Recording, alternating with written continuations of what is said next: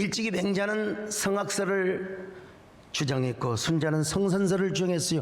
누가 맞느냐? 다 맞아요. 다 틀린 거 없어요. 하나님이 이 땅에 아담과 하와를 선하게 지으셨는데 나중에 악했거든요. 그러니까 성선설도 맞고 성악설도 맞고 다 그래요. 근데 중요한 건 우리 안에 있는 죄악의 본성은 변하지 않는다는 것입니다. 우리 안에 꿈틀거리고 있는 죄의 욕망, 그것이 주로 어떻게 나타난 줄 아세요? 원망, 불평, 교만. 이거 잘못하면 원불교가 됩니다. 원망하고 불평하고 교만한 거예요, 여러분요. 우리 안에 그것이 나타나게 되면 나중에는 뭘로 간 줄 아세요? 자책, 자학, 자살로 가는 거예요. 욥은 평소에도 경건한 신앙을 지켰습니다. 날마다 기도하고 찬송하며 제물을 드리며 헌신하기를 즐겨했던 사람이요, 맨날 있으면 드리고 바치고 핑계대고 하나님 앞에 그냥 하나님께 제물을 드리고 또 하나님의 언약을 묵상하면서 살았어요. 그런데 사탄의 참소로 인하여 하루아침에 많은 재물, 모든 재산을 다 탕진해버리고 말았어요. 비극이 순식간에 와버렸어요. 게다가 자녀들까지. 이거 여러분 한번 상상해봐. 내 아들 하나만 죽어도 그냥 그 트라우마가 몇 년간인데 자식 열이 다 죽었어요. 근데 욥은요, 관성의 법칙이 있어요. 막 그냥 습관적으로 거의 본성적으로 하나님 앞에 감사하고 찬양했어요. 감사하고 찬양했어요. 뭐 하나님께 노래했어요. 한번 보십시다. 욥기 1장 20절로 22절 시작. 욥이 일어나 겉옷을 찢고 머리털을 밀고 땅에 엎드려 예배하며 이르되 내가 모태에서 알몸으로 나왔사온즉 또한 알몸이 그리로 돌아가올지라. 주시니도 여호와시요 거두시니도 여호와시오니 여호와의 이름이 찬송을 받으실지니이다 하고, 이 모든 일에 욥이 범죄하지 아니하고 하나님을 향하여 원망하지 아니하고. 세상의 고난 앞에 하나님 앞에 원망하지 않고 교만하지 않고 불평하지 않다니. 그렇게 하나님 감사합니다 아멘입니다 하는데 이걸 못 보는 거예요. 사탄이가, 마귀가 또 참소하는 거예요. 참소하는 거예요. 하나님이 욥에게 지금 건강을 주셔서 그러지. 욥을 한번 쳐보세요. 욥을 온몸에 쳐버리면 그는 패도자가 될 겁니다. 배신자가 될 겁니다. 우리 하나님이요, 자신감을 가져요. 그래, 한번 해봐라. 대신 생명 건들지 마. 생명 건들지 마. 그래 사탄이 감히 욥의 생명을 건들지는 못했지만은 온몸에 온갖 종양, 악성 피부 종양, 대상포진보다도 더한 종양, 머리에서 발끝까지 온몸에 종양이 일어났다고 했어요. 그래 깨진 질그릇 조각으로 너무나 가려워서 고통이 심해서 막 그냥 깨진 질그릇 조각으로 몸을 긁고 있었습니다. 그러자 수십 년을 함께 살았던 욥의 아내가 뭐라고 말합니까? 욥씨, 그래도 하나님을 믿어요? 당신이 믿는 하나님이 지금 당신에게 어떤 재앙을 내렸는데 그래도 하나님을 찬양해요? 미쳤어라니. 차라리 하나님을 욕하고 죽어보시오. 남녀 하나님 어찌했을까라. 여러분, 아내가 떠나버렸어요. 그냥 가을을 남기고 겨울을 남기고 떠나버렸어요. 근데도 여러분, 그럼에도 불구하고 욥은 하나님께 기도하고 감사하고 찬양했습니다. 비극이 한순식간에 왔어요. 순식간에 왔어요. 나 아무리 기도해도 응답이 없습니다. 하나님의 음성이 들려오지 않습니다. 하나님이 진짜 욥의 기도를 안 들으셨을까요? 하나님이 그와 함께하지 않으셨을까요? 여러분, 하나님은 여전히 욥의 귀에다가 이렇게 속삭이고 계셨던 거예요. 욥아, 너는 더 큰 복을 받기 위해서 이런 고난을 당하고 있단다. 너를, 네가 사탄을 무력하게 만들어가지고 모든 사람들로 하여금 네가 진짜 하나님의 사람으로 보이며 나 여호와에게는 영광을 돌려드리도록 하기 위하여 너는 지금 고난의 영전을 하고 있단다. 너는 지금 사탄과 거룩한 영전을 하고 있단다. 욥아, 힘내라. 나 여호와야말로 올리원으로 존재하시고, 올리원 유일신 아닙니까 우리 하나님? 신명기 6장 4절에 유일하신 하나님, 온 땅에 한 분이신 참 여호와 하나님이, 그분이 올리원이요. 그 올리원으로 존재하신 우리 하나님, 네가 당하는 고난이 변하여 엄청난 축복, 너만 누리는 올리원의 축복으로 바꿔주시는 분이라는 사실을 보여주기 위하여 너는 지금 사탄이와 전쟁을 하고 있단다. 예. 그러나 불행하게도 욥은 이 하나님의 음성을 빨리 인식하지 못했던 것 같아요. 관성적으로 찬양하고 습관적으로 찬양은 했는데 왜 그랬을까요? 비극이 너무나 한꺼번에 와버렸어요. 오늘 진짜 감당할 수 없을 정도로 비극이 왔어. 참혹한 고통이 쓰나미처럼 순식간에 온 거예요. 그러니까 막 그 비극 앞에서 욥이 나름대로 막 그 칼바람 앞에서 칼춤을 췄어요. 막 칼의 노래를 불렀어요. 자, 이런 건 어디서도 나오느냐? 자, 김원 작가의 칼의 노래라고 하는 제목에서 내가 다 이름 따온 거예요, 여러분. 칼춤을 추었어요. 이렇게 감사와 찬양을 부르고 기도의 칼춤을 추었지만 정작 욥에게 고요한 하나님의 음성이 인식되지 않았던 거예요. 여러분, 하나님의 음성을 인식하지 못했다 하더라도 고난 가운데 임재하신 하나님의 운행하심은 느껴야죠. 제가 성경을 묵상하면서 두 가지 감동을 받았어요. 첫째는 뭐냐? 고통이 너무 컸어요. 고통이 너무 컸어요. 고통이 너무 크다 보니까 감당할 수가 없는 거예요. 몸과 마음을 감당할 수, 막상 찬양을 하고 하나님께 감사는 하지만 이건 하나님의 음성이 들릴 정도로 너무나 들리지 않을 정도로 너무나 고통이 컸어요. 욥이는 하나님 앞에 기도하고 감사하면 무조건 기적이 일어날 줄 알았죠. 하나님께서 자신의 몸도 바로 고쳐줄 줄 알았죠. 여러분, 욥은 동방의 가장 큰 부자였습니다. 베스트 원으로 살았어요. 넘버 원으로 살았어요. 최대의 부자예요. 여러분, 지난번에 그 살바토르 문디가 모나리자가 예수의 초상화를 그렸거든. 이게 우리나라 돈으로 6천억짜리 6천억. 이야, 참. 살바토르 문디를 가지고 있는 그 빈센트인가요? 그 왕세자보다 욥은 더 부자예요. 그럼에도 불구하고 이번에는 순식간에 기적이 일어나지 않았어요. 자연적인 은총이나 특별한 기적도 나타나지 않았어요. 모건 하우절의 주장을 빌린다면 욥에게 비극은 순간이고 기적은 오래 걸린다? 와, 기도의 기간은 오래 걸리는데 왜 이렇게 여러 기적의 역사는 늦게 나타나느냐? 그러나 여러분, 아무리 기적을 기다리는 시간이 오래 걸린다 할지라도 하나님은 욥에게 갑절 영광, 갑절 축복, 올려원의 축복의 마스터 플랜을 하나님이 다 짜놓고 있었어요.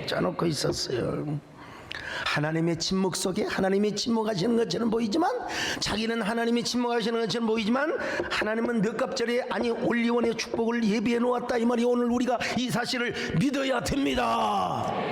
믿어야 돼요, 여러분요. 욥이가 이 사실을 얼마나 알고 있었는지는 몰랐겠지만 여러분, 우리는 지금 다 알고 있잖아요. 우리 하나님 얼마나 선하신가, 얼마나 우리 하나님이 선하신가. 그럼에도 불구하고 박순애 전사님 표현을 믿는다면 고난의 기관과 분량을 채워야 해요. 고통의 임계점을 극복해야 한단 말이에요. 기도의 임계점, 감사와 찬양의 임계점, 이거 여러분 다 우리의 현실의 한계 임계점을 뛰어넘어 버리시기를 바랍니다. 여기서 고통의 신학이라는 말이 나오는데 그건 다음 시간에 제가 미루고요, 시간상. 오늘 우리도 마찬가지입니다. 우리도 그런 기간 동안에는 통상 하나님 음성이 잘 안 들려요. 너무나 고통이 크니까요. 순식간에 고난이 와버려갖고 그냥 입으로는 감사가 나오는데, 찬양이 나오는데, 여러분요. 또 하나의 교훈이 있는데, 자기 목소리가 너무 크니까 하나님 음성이 안 들릴 수도 있어요. 물론 우리가 영성을 회복하고 우리가 초심을 회복하기 위해서는 하나님께 부르짖어야 됩니다. 주야, 아버지. 우리가 여러분 강당 기도에도 하고 막 그냥 하나님 앞에 얼마나 여러분 기도했습니까? 심장만 뜨거운 것이 아니라 우리 온몸에 전류가 흘러야 돼요. 온몸에 전류가 흐른다, 이건 한강 작가의 표현을 내가 빌려온 거예요. 전류죠. 예. 그래서 우리는 통성 기도하는 거죠. 무릎 꿇고 엎드려 기도하죠. 그래서 우리 지난주 박선혜 전사님도 강단으로 올라기도 무릎 꿇고 기도하세요. 나 무릎 꿇고 기도했다니까. 제가 여러분 모두가 강단에는 못 올라가도 대부분 다 무릎 꿇고 기도했어요. 다 참으로 위대한 무릎의 열매를 맺게 하는 성이었죠. 근데 우리가 여기서 다시 한번 생각해 볼 필요가 있는데, 기도와 더불어서 긍정적인 생각, 영적인 고요를 우리가 생각해 봐야 돼. 기도하고 묵상하며 찬양하며 깊은 사고를 해야 된다 이 말이.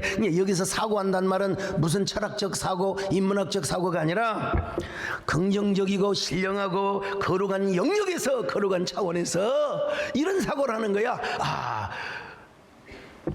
우리 하나님이 나와 함께 하시는데, 우리 하나님은 좋으신 하나님이신데. 지난번에 김의신 박사님이 오셔서 이런 얘기를 했잖아요. 대체적으로 당시에 평균 연령이 33세, 34세였을 때 중국의 그 위대한 사상가들 공자, 맹자, 노자, 장자 80을 다 넘겼대요. 여러분, 이런 사고를 해도 이렇게 오래 살거늘 하물며 우리겠습니까? 우리도 기도하면서 긍정적인 생각을 하고 경건한 묵상을 해야 되지 않겠습니까? 제가 자주 말씀드리지만 영어의 땡스, 감사는 어디서 나왔느냐? 띵스에 나왔어요. 생각하다는 말이 나왔어요. 여기서 띵스는 뭐냐? 긍정, 경건, 아니 거룩의 영역에서 하나님 앞에 감사의 생각을 하는 거예요. 우리 하나님 좋은 분이셔. 할렐루야. 우리 하나님 좋으신 분이기 때문에 내가 당하는 고난에도 의미가 있고 가치가 있다 이 말이야.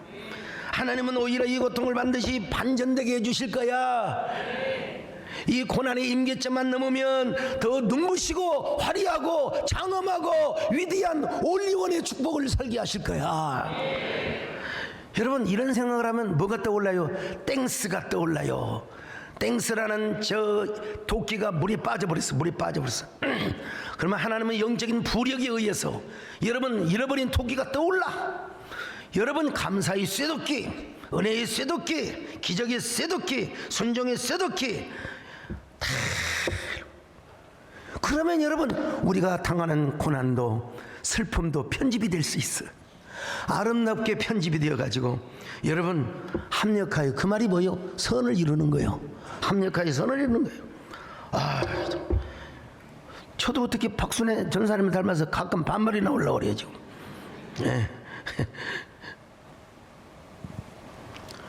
슬픔도 편집될 수 있는가? 고난도 편집될 수 있는가? 아멘이죠. 합력하여 선을 이루는데요. 근데 욥이 미안하지만 인간인지라 이런 부분이 좀 부족했던 것 같아요. 나름대로 자기의식, 나름대로 어떤 자기의가 있던 것 같아요. 잠재적 사교 속에서는 하나님을 찬양하고 또 본능적으로 하나님께 감사했지만 나름대로 하나님의 긍휼하심과 자비하심을 기대하였지만은 자신의 현상과 환경의 억압이 그에게 너무나 디프레스를 갖다 준 거예요. 억압을 해주는 거예요. 그렇기 때문에 그는 지금 근원적인 아르케적 질문을 하지 못하고 있어요. 고통스러운 생명의 현상과 억압된 환경 때문에 여러분 존재론적인 근원적인 질문을 해야 되는데 그 질문을 하지 못하고 있더란 말입니다. 사실 그는 어쩌면 하나님의 자비와 긍휼보다는 자신의 의를 더 의식하고 자기 연민에 빠져 있는 것 같아요. 욥도 인간이기 때문에. 맞아요 여러분. 욥기에서 내기를 시작하는 분이 누구냐? 사탄이 아니요. 대놓고 보니까 다시 보니까 하나님이 자신이 있었어요. 욥에게 인내심을 주어요. 인내심을. 그렇게 해가지고 욥이란 훌륭한 신앙 속에도 결국 끄집어내는 게 뭐냐면 욥 속에 있는 자신의 의야. 의.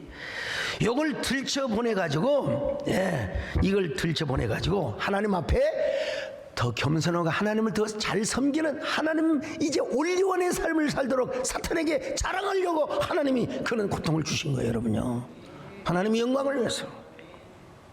작게는 욥이란 사람의 탁월한 신앙의 모습을 보여주기도 하지만 크게는 욥도 사람인지라 하나님 앞에 죄인이라는 사실, 상대적으로는 의인이지만 절대적으로는 죄인이라는 사실을 드러내기 위해서 욥기를 기록해 준 거예요. 아주 시적 산문으로 말이죠. 그러니 이런 과정에서 잠시나마 욥이 자기 연민에 빠지기 시작했고, 그러면 그럴수록 그는 더 고독하고 외로웠어요. 비극은 순간에 찾아왔지만 기적은 순식간에 일어나지 않았어요. 욥은 계속해서 기도 유물을 파고, 계속해서 기도 유물을 또 파고 또 파고 또 파고, 그러던 어느 날 여러분, 그는 모든 안개를 뚫고 피를 뚫고, 여러분 비행기 탈 때 박선혜 전사는 간영처럼 평생 처음 이 비행기를 탄 비가 오더라는 거예요. 고도를 뚫으니까 비가 멈추고 눈부신 태양이 빛나더라는 거예요. 네. 근데 욥이가 이 순간, 욥도 실수를 했어요. 뭐였는 줄 아세요? 자신을 자책한 거예요. 참 하나님께는 불평할 수가 없어요. 왜? 경건한 사람이. 근데 자신의 삶을 저주하는 거예요. 자신의 생일을 저주하기 시작합니다. 욥기 3장 1절로 3절입니다. 시작. 그 후에 욥이 입을 열어 자기의 생일을 저주하니라. 욥이 입을 열어 이르되 내가 난 날이 멸망하였더라면, 사내 아이를 배웠다 하던 그 밤도 그러하였더라면. 어머니가 자신을 잉태하고 자기를 낳던 나를 원망하고 있습니다. 여러분요, 자책을 넘어서 자기를 저주하고 있어요. 왜 나를 태어나게 하셨습니까, 어머니? 너무나 고통스러워서 욥은 이렇게 고백을 합니다. 욥기 3장 9절로 11절 시작. 그 밤에 새벽별들이 어두웠더라면, 그 밤이 광명을 발할지라도 얻지 못하며 동틈을 보지 못하였더라면 좋았을 것을. 이는 내 모태의 문을 닫지 아니하여 내 눈으로 환난을 보게 하였음이로구나. 어찌하여 내가 태에서 죽어나오지 아니하였던가. 어찌하여 내 어머니가 해산할 때 내가 숨지지 아니하였던가. 여러분, 이 말씀을요, 메시지 성경 유진 피터슨이 사역을 했어요. 이게 원문에 충실하기보다는 청중에게 충실한, 소위 말하면 프라이빗 트랜슬레이션을 했습니다. 공역은 아니에요, 사역이요. 그럼에도 불구하고 참고는 할 수 있지만 욥의 심정을 우리가 금방 이해할 수 있어요. 일부분을 소개하는데 이건 제가 읽습니다, 여러분. 그러다 욥이 침묵을 깨뜨렸다. 그는 목소리를 높여 자신의 운명을 저주했다. 내가 태어난 나라 사라져라. 내가 잉태된 그 밤아 없어져 버리라. 우주 공간의 블랙홀처럼 되어버리라. 벌써 전화 오잖아 지금, 블랙홀에서. 내가 잉태된 밤 따위는 귀신이나 가져가라. 여기서 귀신, 리워야단을 귀신으로, 도깨비로 지금 번역을 했을 뿐이에요. 그날을 달력에서 찢어버려라. 연감에서 삭제해버려라. 그날 밤이 아예 없어져 버려. 어떤 기쁨의 소리도 들리지 않아라. 중약하고요. 내가 어머니의 모태에서 나오지도 이 고통 많은 세상에서 살지도 않았으면 좋았으련만. 얼마나 고통이 심했으면 그랬겠어요. 이걸 아나운서가 이렇게 할 수 있겠어요? 저만 이렇게 하지. 오늘 욥이 이런 말을 하게 된 배경을 우리가 알 필요가 있어요. 얼마나 고통이, 그냥 욥이가 그런 게 아니야. 무조건 찬양했어, 감사했어요, 칼 노래를 불렀어요. 여러분, 욥이 얼마나 고통스러웠는가, 이걸 우리 알아야 돼, 여러분. 예. 근데 욥이 고통을 당했다는 소식을 듣고 저 엘리바스와 빌닷과 소발이 찾아왔어요. 7일 동안 위로를 해줍니다. 아이고 욥이가 이래서 어쩌. 아이고, 아무 말도 하지 못하고 여러분 욥을 위로해 주었습니다. 자, 욥기 2장 12절로 13절 시작. 눈을 들어 멀리 보매 그가 욥인 줄 알기 어렵게 되었으므로 그들이 일제히 소리질러 울며 각각 자기의 겉옷을 찢고 하늘을 향하여 티끌을 날려 자기 머리에 뿌리고 밤낮 7일 동안 그와 함께 땅에 앉았으나 욥의 고통이 심함을 보므로 그에게 한마디도 말하는 자가 없었더라. 한마디 말 없이 그냥 눈물만 흘리고 있었어요.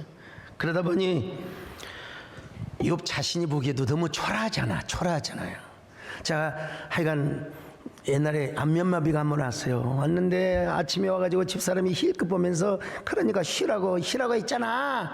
이게 위로가 되겠어요? 또 정원사님이 와가지고 그러니까 좀 쉬서 이게 위로가 되겠어요?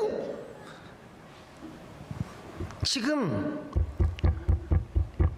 욥이는 그들이 와서 위로를 해주는 게 위로가 아니라 어떤 의미에서 상처가 된 거예요. 자기 꼴을 몹을 보여주는 거예요. 그러니까 정말로 이거 중환자실에서 면회 안 되잖아. 면회 안 시켜버리잖아요. 욥이 자책하는 마음을 가졌어요. 그래가지고 자기 생애를 저주하는 거요. 하나님을 원망은 못하고, 아이고 내가 안 태어났어야 되는데, 아이고 내가. 자, 욥기 3장 20절 같이 봅니다. 시작. 어찌하여 고난당하는 자에게 빛을 주셨으며 마음이 아픈 자에게 생명을 주셨는고. 고통이라고 하는 가시 때문에 자신의 생명과 자신의 생일까지 저주하고 있는 철학자 하이데커의 말에 의하면 존재적 불안, 샤르트에 의하면은 뭡니까? 실존적 불안을, 이 실존적 불안은 미래 불안으로 연결돼서 미래 불안은요, 욥이가 고난 당하기 전부터 가지고 있었던 것 같아요. 욥은 베스트원으로 잘 살았잖아요. 동방에서 최고 부자요. 그런데 그렇게 돈도 많고 하나님을 잘 섬겼는데, 내가 이러다가 또 하나님이 나를 시험하면 어쩌지? 나에게 재앙이 오면 어쩌지? 이런 쓸데없는 생각을 했던 거예요. 자, 욥기 3장 25절로 26절 같이 봅니다. 시작. 내가 두려워하는 그것이 내게 임하고 내가 무서워하는 그것이 내 몸에 미쳤구나. 나에게는 평온도 없고 안일도 없고 휴식도 없고 다만 불안만이 있구나. 욥과 같이 하나님을 잘 섬겼던 사람도 이런 내면적 불안이 있었어요. 미래적 불안이 있었단 말이죠. 물론 욥이가 그런 불안을, 염려를 가져서 이런 고난이 왔다 그렇게 규정지어서는 안 되지만, 더 정확한 건 사탄이가 그걸 알고 있었다는 거예요. 그걸 알고 욥을 시험했다는 거예요. 여러분요, 방정맞은 생각. 여러분, 내일 일은 내일이 알아서 염려하는 겁니다. 이게 주님 앞에 맡기시기를 바랍니다. 지난번에 김우신 박사님이 오셔서 말씀하셨잖아요. 의학적으로 봐도 우리가 염려하고 걱정하는 건 96%가 다 헛된 것이래. 다 쓸데없는 것이래. 정확히 말하면 40%는 절대로 일어나지 않은 것에 대해서 염려하는 것이고, 30%는 이미 일어난 일이고, 22%는 사소한 일이고, 4%만 어쩔 수 없는 얘기라는, 이게 어니 젤렌스키가 모르고 사는 즐거움, 아까 금방 송진영 전사님이 보내줘서 이거 3부 예배 때 인용합니다. 여러분, 모르고 사는 4%만 하나님 앞에 맡기고 다 쓸데없는 것이라 이 말이에요. 여러분, 유튜브를 운영하신 유명한 스님이 계세요. 뭐 사실이니까 법륜 스님이라고 하시죠? 잘생긴 분요. 근데 그분이 참 질문을 받는데, 객석에서 스님, 왜 이렇게 내 맘대로 되지 않아요? 왜 이렇게 내 뜻대로 되지 않아요? 그래서 스님이 뭐라고 대답한 줄 아세요? 거기 질문하신 분 일어나 보세요. 따라해 보세요. 주여 뜻대로 하옵소서. 은혜가 안 돼요? 여러분, 스님도 주의 뜻대로 하자고 하는데, 여러분, 우리이겠습니까? 우리는 주님 앞에 맡깁니다. 물론 성경에 보면 저주시가 나와요. 저주시가 나오긴 나와요. 한탄하는 삶을, 남을 저주하고 막 나를 저주하고자. 시편 35편 7절 8절 시작. 그들이 까닭없이 나를 잡으려고 그들의 그물을 웅덩이에 숨기며 까닭없이 내 생명을 해하려고 함정을 팠사오니 멸망이 순식간에 그에게 닥치게 하시며 그가 숨긴 그물에 자기가 잡히게 하시며 멸망 중에 떨어지게 하소서. 자, 시편 109편 또 9절로 3절 계속 봅니다. 시작. 그의 자녀는 고아가 되고 그의 아내는 과부가 되며 그의 자녀들은 유리하며 구걸하고 그들의 황폐한 집을 떠나 빌어먹게 하소서. 그에게 인애를 베풀 자가 없게 하시며 그의 고아에게 은혜를 베풀 자도 없게 하시며 그의 자손이 끊어지게 하시며 후대에 그들의 이름이 지워지게 하소서. 또 109편 18절로 19절입니다. 시작. 또 저주하기를 옷 입듯 하더니 저주가 물같이 그의 몸속으로 들어가며 기름같이 그의 뼛속으로 들어갔나이다. 저주가 그에게는 입는 옷 같고 항상 띠는 띠와 같게 하소서. 이 저주시가 왜 기록했을까요? 왜 기록되게 했을까요? 우리에게 그렇게 저주하도록 하기 위해서. No. 인간은 지극히 연약하다. 그 연약한 인간에게 하나님의 은총만이 필요하다. 이걸 강렬하게 눈부시게 지금 강조해주고 있어요. 욥의 자책과 저주도 그런 맥락에서 봐야 됩니다. 욥처럼 그렇게 우리 인생을 자책하고 저주하는 말이 아니요, 하나님의 은혜만 필요. 나는 주님 없이 살 수가 없다 이 말이에요. 여러분, 우리가 어떤 고난과 고통을 당해도 여러분 자기를 지나치게 정죄하거나 자책해서는 안 됩니다. 여러분, 물론 내 안에서 나를 유혹하는 사탄이 옛사람 요 옛자 요 옛사람의 소유 요건 그냥 십자가의 망치로 박아버려야죠. 그러나 나의 존재론적인 삶, 나의 생애 자체를 저주해서는 안 돼요. 안 돼요. 그런 마음이 들면 어떻게 하느냐? 하나님께 탄원을 하라는 거예요. 플리드 탄원을 하라는 거예요. 아픈 마음, 자신의 의를 변명하지 말고 아픈 마음을 주님 앞에 드리라는 말입니다. 여러분, 옳고 그름 왜 그랬을까? 선업과 따지 마세요. 여러분, 하나님 앞에 탄식의 기도를 드려요. 탄식의 기도. 먼저 그렇게 하나님 앞에 탄식의 기도를 드렸을 때 욥이가 자신의 임계점을 아는 거예요. 내 힘으로는 안 된다. 이제는 하나님밖에 없구나. 하나님밖에 없구나. 참 하나님밖에 없구나. 우리 정권사님은 자기 몸이 센 줄 알아요. 한 50대 가락동 개척이 전이었으니까요. 한 초중반 정도 되셨나. 예, 당시 동양의원이라고 광주에 있었는데, 아니 정권사님이 그렇게 능력이 많으시고 막 은사집회 다니시고 그런 분이 아파요 몸이. 그래 내가 무조건 집사람과 함께 병원에 모시고 갔죠. 제가 봤을 때는 지금 난 그때는 몰라요. 나는 뭐 갑상선 뭐 임파선 전혀 몰랐어. 내가 아는 건 오로지 호남선하고 경부선밖에 몰랐어. 예. 그 갱년기 이런 거 몰랐어. 나 진짜 사중이만 알았지. 내가 볼 때 정권사님 그랬던 것 같아요. 병원에 모시고 가니까 뭐라고 한 줄 알았어요. 그 원장님한테 나는요 예수 믿고 20년 동안 한 번도 안 아팠으라. 난 병원에 한 번도 안 왔으라. 옆에서 내가 듣기가 너무 민망하잖아요. 원장님 앞에 민망하잖아요. 본인으로서는 그것이 자랑이고 간증이겠죠. 고백이겠죠. 근데 닥터에게는 excuse me가 되는 거예요. 그 원장님 앞에서 육체적인 의로 그럼 왜 와요? 나 같으면 그럼 왜 오세요? 가세요. 그래야지. 근데 다행히 그 원장님이 우리 이재훈 목사님처럼 친절하고 명의 중에 명의여가지고 그러시네요. 대단하시네요. 그래도 몸은 돌봄에 사셔야지요. 링거 몇 대 맞고 나오셨어요. 지금까지 멀쩡히 살아계세요. 참 욥도 한순간이었지만 자기 연면 자기 어려움에 빠져 있었던 것 같아요. 다시 말하면 고난이 너무나 길고 슬프고 깊으니까 임계점에 달했어요. 더구나 어떤 의미에서 여러분요, 친구들이 왔기 때문에 자신의 한계를 깨달은 거예요. 물론 친구들의 잘못된 지적이 잘못됐어요. 나중에 다 기대해보세요. 욥기를 어떻게 잘하는 거지. 내가 한 건 아니지만 하나님이 잘 풀어줄 거예요. 그래서 욥이 먼저 말을 꺼내요. 참다 참지를 못해갖고 자기를 저주하고 생애를 저주하고 죽고 싶었어요. 하나님 나 데려가세요. 자, 20절로 22절 같이 봅니다. 시작. 어찌하여 고난당하는 자에게 빛을 주셨으며 마음이 아픈 자에게 생명을 주셨는고 이러한 자는 죽기를 바라도 오지 아니하니 땅을 파고 숨긴 보배를 찾음보다 죽음을 구하는 것을 더하다가 무덤을 찾아 얻으면 심히 기뻐하고 즐거워하나니. 여러분, 친구들이 안 왔으면 이런 고백도 안 해. 이런 한계점도 몰라요. 그녀가 결국 합력하여 선을 이루시는 거예요.